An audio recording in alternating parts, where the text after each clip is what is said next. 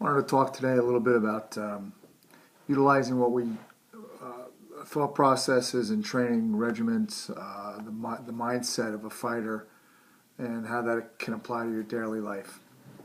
So, you know, when you look at a boxer or a fighter, or, most athletes in general, but particularly fighters, because it's a one-on-one experience, and when you win, it's obviously gratifying. When you lose, it's devastating because you're alone in front of the people that you're fighting in front of, and there's no one else to kind of look at other than yourself. So you have to self-analyze what you did wrong and what you did right, and try to improve upon that.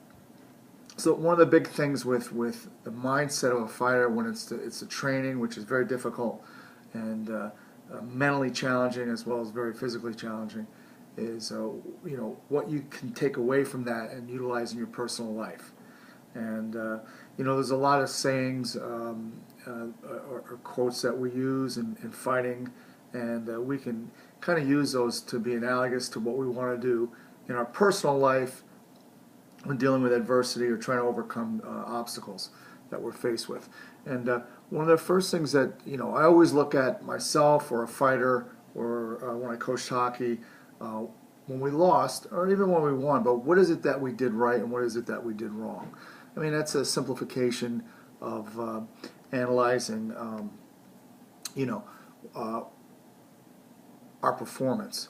But really, the most important thing in overcoming adversity or looking at an obstacle, somewhere where we didn't succeed, what is it that we did wrong? And it's not that simple of a task. There's a lot of analysis and there's a lot of things that you have to look into. But that's the first thing you have to identify is what is it that I did wrong, so I can improve upon that and design a course of action that's going to prevent that from happening again. Part of that is when you look at what you did wrong, what are the habits that led to my outcome not being successful? What is it in my training? What is it in my daily life? What is in my routine of how I go about my tasks, performance, that it needs to change? What do I have to overcome to improve upon my performance? And one of the big things we talk about in fighting is we use a slip. When you slip a punch, we roll under a punch, or we roll. Okay, well, in life we can do that too. I mean, we can learn to, once we identify what we're doing wrong and what we change our habits to overcome that. Well, what are we really saying? When we're changing our habits, we're learning how to roll with a punch. We're learning how to slip a punch. We're learning how to roll. So it's really it's analogous to fighting terminology, but it can also be applied in your daily life. One of the big things that I like to teach my fighters and I like to do when I play around in the ring is I'm a counterpuncher. I like to kind of identify what I see coming at me, slip it, roll with it, and then counter. And it's the same thing in life. I mean, when you're looking at adversity or something that you need to overcome, an obstacle, you want to be reactive in the sense that whatever is coming your way, you can counterpunch. And I don't mean that physically, but more allegorically, to the point where you react in a positive manner to that oncoming obstacle or that stress that's coming your way. Whether it's a business stress, if it's a family stress, or if it's an internal stress, you identify it, you slip it, you roll with it, and then you counter. And that countering is again, all part and parcel of overcoming what you did wrong initially, identifying that, and designing a plan to counter that with an action that's going to be productive and positive. Sometimes in life we really get clobbered, and it's the same thing in the ring. And you really, when you catch a big right hand or a big hook or whatever it might be in fighting, we always tell our fighters, listen, just bite down your mouthpiece, keep going forward, keep coming at them. And it's the same thing in life. I mean, you're going to get hit numerous times in life with different things. Some are out of your control, some are within your control. But the main thing is, there's an old saying, when you're going through hell, keep going. Bite down on that mouthpiece, just keep going forward. Don't take a step back, go forward. It's easy to step back.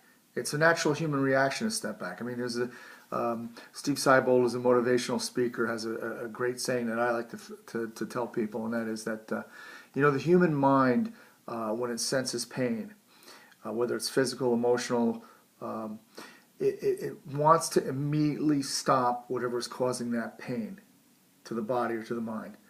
The champion has conditioned himself or herself to continue through that pain and not to coalesce or give up, and that's what creates a champion. And the pain can be multifaceted and different. It can be physical, it can be emotional, it can be psychological, but you through all your hard work and again utilizing these things that we do in boxing and the sayings and the mindset, you can learn or train yourself to fight through that pain to continue. You want to and I think this is really important, and I've had fighters that have been successful and some that are unsuccessful, and what happens a lot of times is it's an environmental issue. By that, maybe they're training in the wrong gym. Not every gym's for everybody. Maybe in your personal life, there's things in your environment that you can change that are having a negative impact upon you. And sometimes it's people that you associate with. I've been told that if you want to take a look at yourself, look at the 5 people that you consider your best friends, because they are who you are. So maybe 1 or 2 of those people need to be changed out with some other people because they're having a negative impact on your life.